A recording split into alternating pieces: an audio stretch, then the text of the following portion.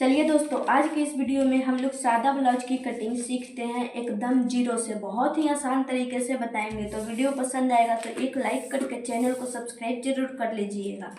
तो ज़्यादा time pass नहीं करेंगे, हम लोग सीखना शुरू करते हैं।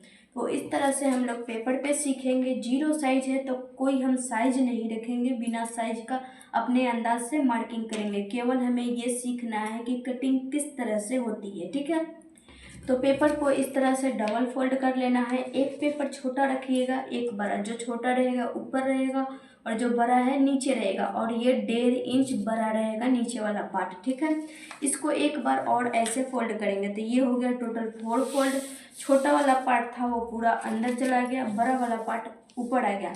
अब इस तरह से घुमाएंगे और ये जो पूरा बंद है इसको अपने तरफ लेंगे, और ये पूरा ओपन है उसके हम अपने अपोजिट करेंगे, ठीक है। इस तरह से हो गया।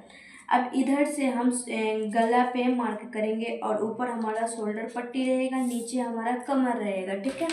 तो चलिए अपने अंदाज से हम लोग मार्किंग करते हैं। तो मान लीजिए हमारा शोल्डर है 11, तो हम यहाँ 5.5 पे मार्क करेंगे।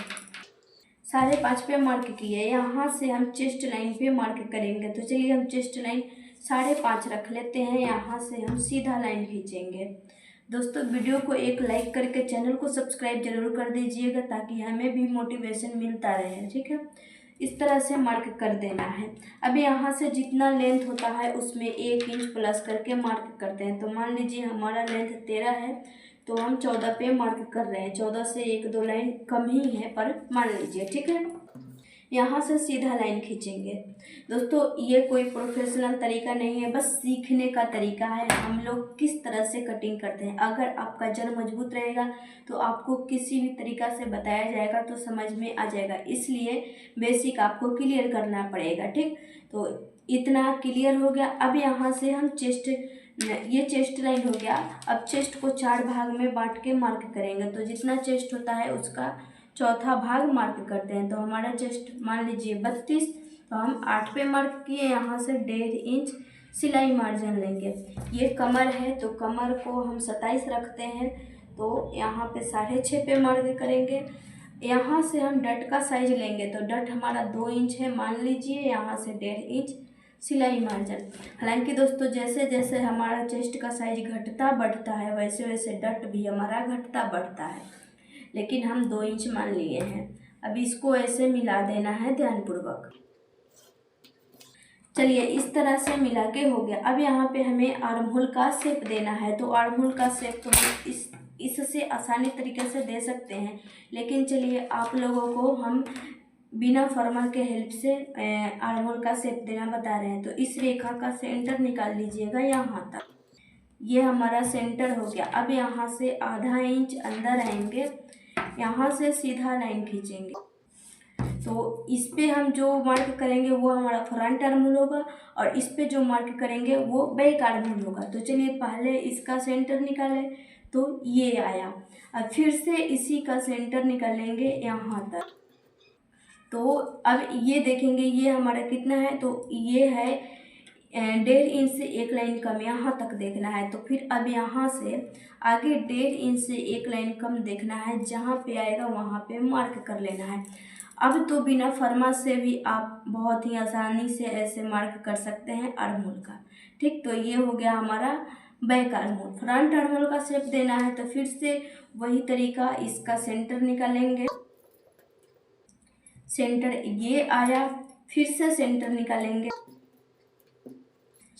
अब ये देखेंगे यहाँ तक कितना है, तो ये उतना ही आ रहा है, 1.5 इंच से 1 लाइन कम। तो यहाँ से अब आगे देखेंगे 1.5 इंच से 1 लाइन कम जहाँ पे आएगा वहाँ पे मार्क करेंगे। अब फ्रंट आर्म होल का शेप यहाँ से यहाँ तक ऐसे देना है, ठीक। अब तो ये तरीका से आप बिना फर्मा से भी आर्म होल का शेप लगा सकते हैं, ठीक। अब यहाँ से हम एक शोल्डर टू अपेक्स पे मार्क करते हैं। तो मान लीजिए हमारा शोल्डर टू अपेक्स 9 है, तो हम 9.5 पे मार्क कर रहे हैं। हालांकि इसके लिए मेजरमेंट लिया जाता है। अब यहाँ से सीधा लाइन खींचेंगे।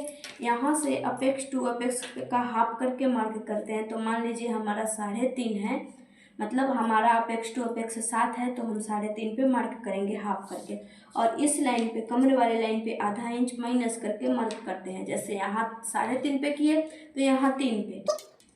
अब डट का साइज जो यहाँ लिए थे अब यहाँ पे लेंगे, ये जो मार्क किए हैं यहाँ से आगे 2 इंच, ठीक। अब यहाँ पे मिला देना है दोनों को। ये इस तरह से हो गया। अब इधर का डट हम इस रेखा से एक लाइन नीचे आके डालते हैं। अब इसको यहाँ पे मिलाएंगे। इधर का डट हम इसी रेखा पे डालते हैं। अब आर्महोल का डट डालना है तो फ्रंट आर्महोल पे हम डालते हैं, तो इस तरह से ऐसे मार्क कर लीजिएगा।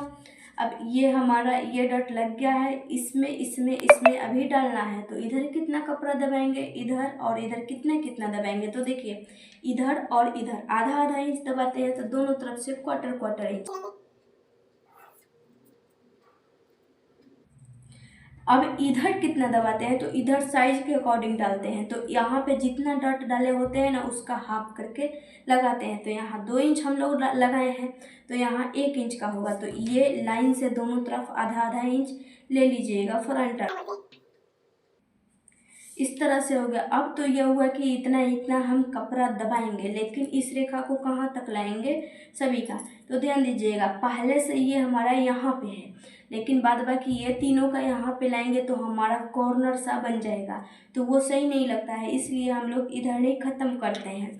तो वो कैसे करेंगे, जो जितना ये डट लिए होंगे ना उतना ही इस रेखा पे आगे ले लीजिएगा। देखिए हम कहाँ से मार्क कर रहे हैं, उतना ही इस रेखा पे भी ले लेना है और इस रेखा पे हाफ कर, अब वहीं तक मिलाना है।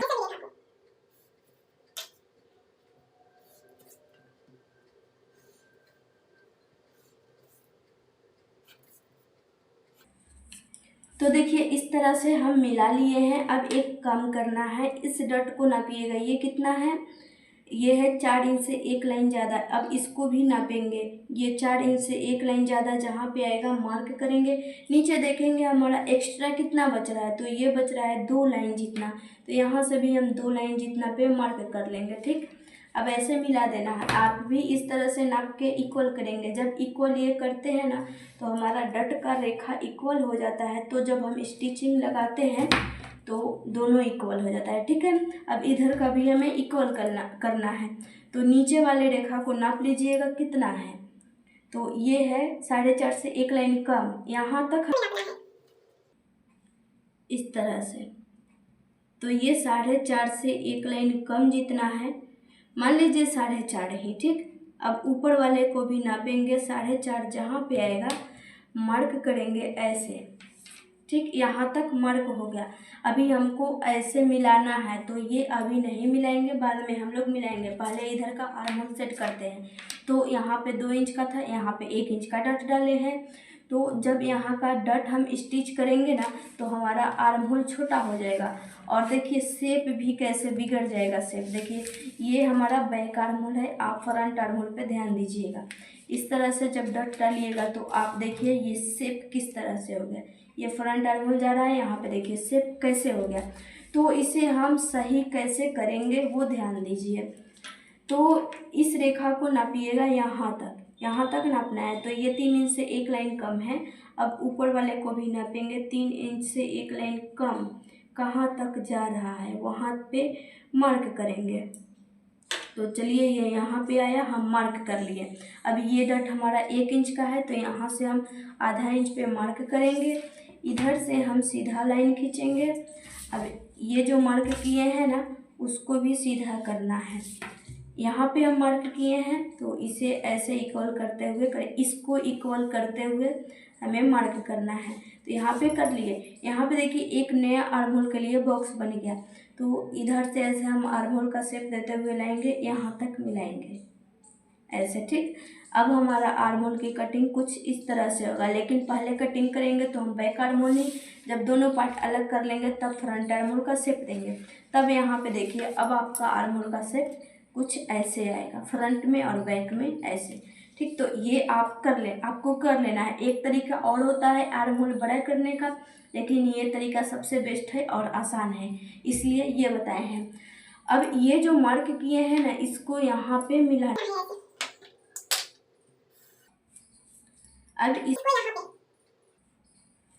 तो देखिए इस तरह से मिला दिए। ये करने से क्या होता है, जब इधर का डट हम डालते हैं ना तो हमारा छोटा बड़ा हो जाता है दोनों पार्ट, तो इसलिए हम इस तरह से बढ़ाते हैं तो हमारा इधर का भी पार्ट इक्वल आता है। जैसे कि अभी देखिए हम आपको अभी करके दिखा रहे हैं। दोस्तों एक लाइक करके चैनल को सब्सक्राइब जरूर से कर दीजिएगा। तो यहाँ पे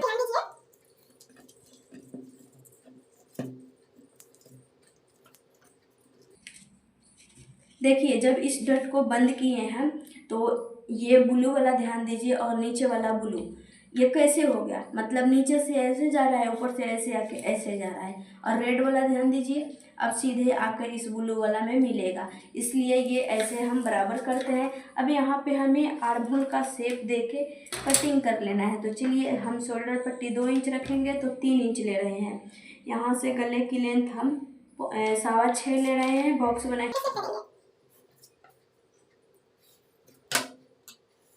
तो देखिए इस तरह से हम प्रॉपर मार्किंग कर लिए हैं। अगर आप बहुत ही अच्छे तरीके से कटिंग करोगे ना, मार्किंग करोगे, मतलब एकदम प्रोफेशनल, तो आपको भी सेम यही तरीका फॉलो करना होगा। उसमें ये होगा कि आपका साइज रहेगा, इसमें साइज नहीं है, बाद बाकी सेम यही तरीका आपको फॉलो करना होगा। इसलिए आप प्रैक्टिस कर लीजिए, बिना प्रैक्टिस के आप कभी नहीं सीख पाओगे, ठीक है। इसलिए प्रैक्टिस करते रहिएगा, ठीक है। अब चलिए इसकी कटिंग करते हैं।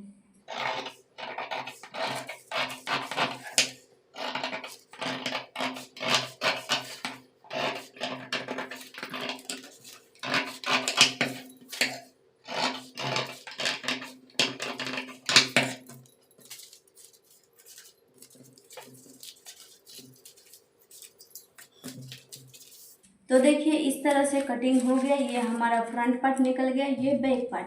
अब इसमें सबसे पहले हम आर्म होल को सेट करेंगे। तो इस तरह से डट को बंद कीजिएगा और ऐसे काट लीजिएगा। अगर आप चाहे ऐसे भी काटने का तो ऐसे भी काट लीजिएगा।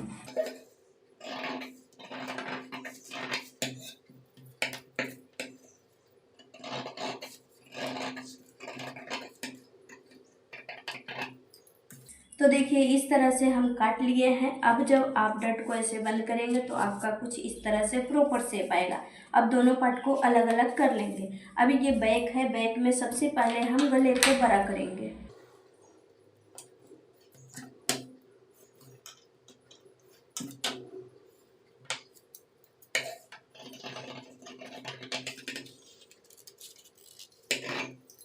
तो यहाँ पे देखिए हम गला को बड़ा कर लिए हैं। अब यहाँ से जितना हम लिए थे कमर उतना पे मार्क करेंगे। तो हम 6.5 लिए थे, 6.5 पे मार्क किए।